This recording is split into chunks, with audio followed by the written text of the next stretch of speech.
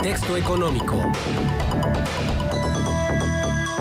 Daniel González, economista en este Contexto económico. ¿Qué tal, Marcela? Buenos días a los radioescuchas de Contextos. Bueno, el día 26 de septiembre, el Foro Económico Mundial presentó su índice global de competitividad económica, dejando a México en el lugar número 51 de 137 países. Debemos recordar que el año pasado, en el índice de 2016-2017, México se encontraba en la misma situación, con una calificación de 4.4 puntos y que no tuvo variación en este año. Pero cuando nosotros tomamos la información con respecto al indicador de 2012 y 2013, vemos que México mejoró en 2 posiciones, pasando del lugar 53 de 144 países al lugar 51 de 137 naciones. Estamos hablando también que se disminuyó el número de naciones que están evaluadas dentro de este indicador, dentro de este reporte. Es importante señalar que la competitividad es la capacidad que tienen las personas y las empresas para desarrollar competencias y obtener así una posición destacada frente a sus competidores, frente a su entorno. La definición básica de competitividad no habla de la competencia entre naciones. Entonces, un tema que hemos perdido de vista en muchos aspectos es que las naciones no compiten. Las que compiten son las empresas. Las naciones generan las condiciones para atraer la inversión necesaria y generar mejores condiciones de vida para la población. Y si lo aterrizamos al Estado es igual. Es generar las condiciones para que las empresas puedan competir y los ciudadanos generen mejores condiciones de vida. Pero entonces esto que dicen, por ejemplo, los gobiernos que se ufanan, dice, generamos no sé cuántos empleos. No.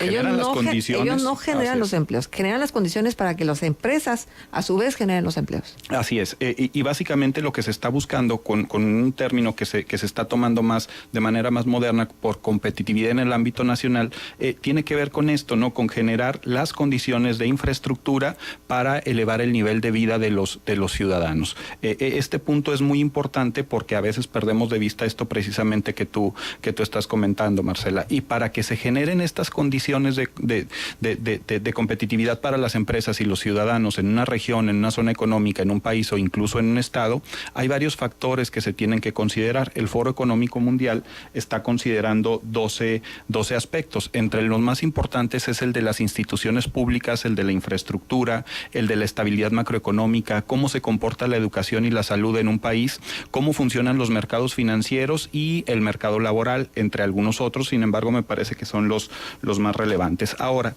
entrando ya con estas cifras que son importante destacarlas, tenemos que el tema de las instituciones públicas, que te habla de la calidad de la burocracia, de las instituciones de gobierno, es fundamental para que las empresas desarrollen proyectos a largo plazo y generen ganancias en un entorno de protección para sus trabajadores y sus consumidores, ¿no? En torno a un marco legal adecuado y condiciones tributarias que les permitan seguirse desempeñando a las empresas. El tema de instituciones abarca de manera muy importante el tema de la calidad, el tema del marco legal y el tema de la corrupción. Y en el tema de la corrupción, el desvío de fondos públicos, en el 2012 estábamos en el lugar 88. Este año estamos en el lugar 127. Estamos hablando de que perdimos 40 posiciones en el tema de los desvíos de fondos públicos, y esto habla mucho del carácter, del rostro que presentó el actual gobierno federal en materia de corrupción. Pero otro tema muy importante son los pagos irregulares y sobornos, que eso tiene mucho que ver con el ciudadano común y que tiene mucho que ver con las empresas, en donde no podemos culpar solamente a gobierno. Y en este indicador, en este índice, pasamos del lugar 81 al 105. Estamos perdiendo 26 posiciones en tema de sobornos, y eso es responsabilidad de los ciudadanos y del sector empresarial. Y el otro tema es comportamiento ético de las empresas.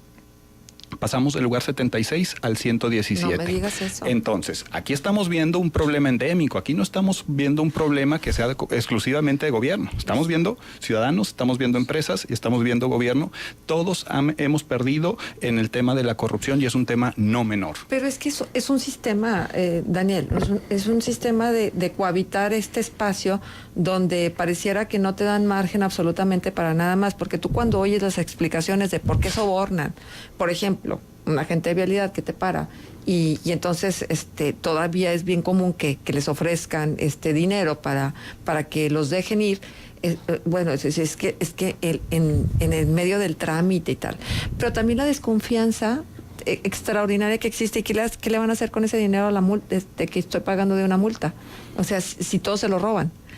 Esos criterios que pretenden justificar, pero yo diría más bien pretenden explicar lo inexplicable, que es el que tú caigas en este círculo vicioso de la corrupción.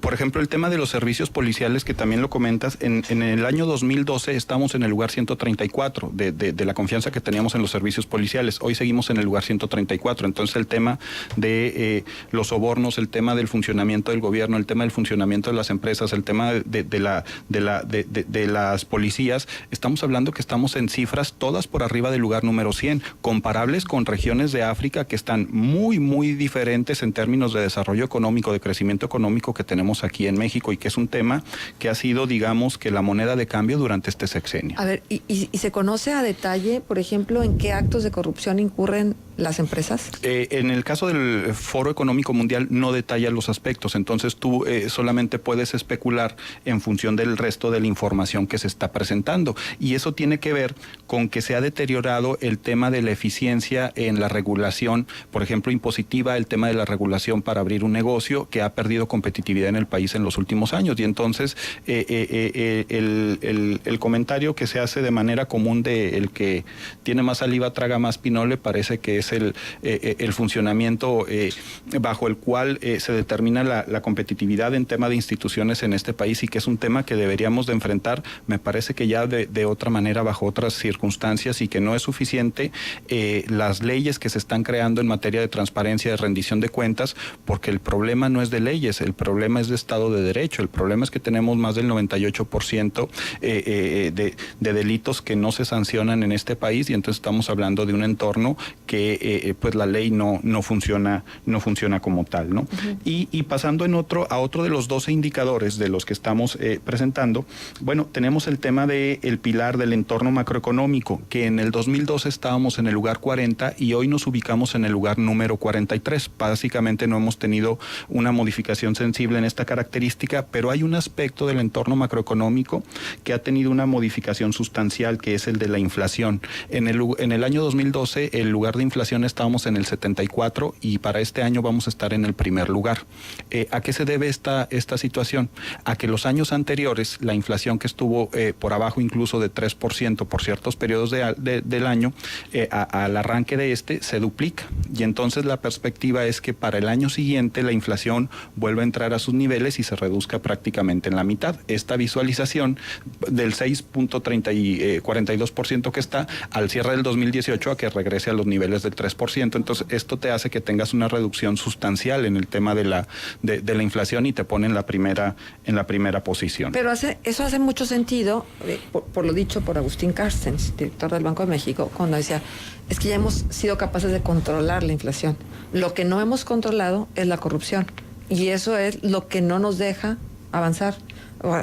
Lo tenemos todos tan claro, pero entonces, ¿por qué desde los gobiernos, y hablo del federal y de los estatales, no hacen lo necesario para que los sistemas, el Sistema Nacional Anticorrupción y los locales anticorrupción queden lo mejor integrados para que aseguren el espíritu con el que nacen? Ahora, el otro tema es que como gobernador del Banco de México, con ese carácter independiente del gobierno federal, me hubiera gustado escuchar a Agustín Carstens cada vez que salía cada 3 meses a dar una declaración, a hablar de este tema de corrupción, y no un mes antes de que saliera. Un mes antes de que saliera. Y tiene 9 años tomando decisiones de política económica, entonces a mí me parece, comentario personal, muy poco serio que a estas alturas haga evidente lo evidente cuando pudo haber sido un crítico que coadyuvara al fortalecimiento de las instituciones. Quiero ser más positiva que tú, más optimista. Más optimista. Más optimista y decir, bueno, por lo menos se fue diciéndolo, porque igual se hubiera ido sin decirlo.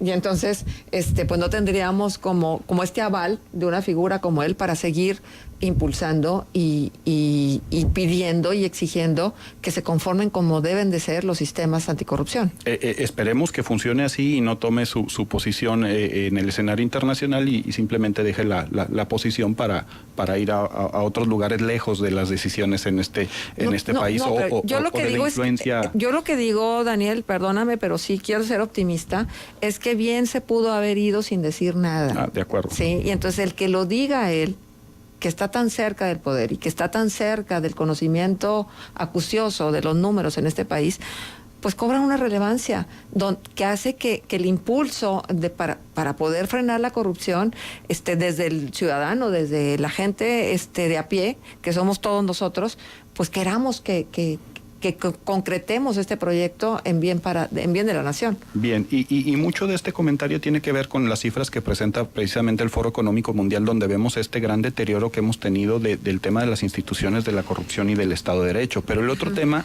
que es súper sensible, me parece, de este indicador, por lo menos para nuestro país, Marcela, es el tema de la educación y la calidad en la enseñanza primaria. Después de la reforma educativa, en el 2012 estábamos en el lugar 118, hoy nos ubicamos en el lugar 114. Prácticamente seguimos en los últimos lugares en términos de educación, pero el otro factor es cómo entonces está funcionando la educación secundaria. Si ya vimos cómo funciona la educación primaria, estamos del lugar 71 al lugar 74. Y el otro tema es... O sea, Perdimos competitividad en la secundaria y en las preparatorias, en la educación terciaria, pasamos del lugar 78 al lugar 81. Y entonces, si tú eres un país que busca fortalecer las manufacturas y el comercio internacional y el libre comercio, tú tienes que considerar el tema de la preparatoria y las carreras técnicas como la base de tu sistema educativo para entrar en este esquema de competitividad, y prácticamente no se ha tocado la capacitación en el tema de la educación preparatoria. ¿Y a nivel universitario tenemos cifras? Tenemos el tema de cómo se ha comportado las escuelas de gestión de administración superior, y ahí tenemos que del lugar número 51 pasamos al lugar número 67. ¿Qué quiere decir? Que lo que hemos estado viendo estos últimos 5 años es que la reforma educativa ha traído ya un deterioro en el tema de la educación universitaria por el tema de los esquemas estos basados en competencias, que le está reduciendo el nivel académico a los universitarios en este país. Daniel, muchas gracias. No son buenas noticias. No las son, pero tenemos que conocerlas. Muchísimas gracias, Daniel González, economista, quien estuvo presente en este contexto económico. Vamos a hacer pausa comercial y regresamos.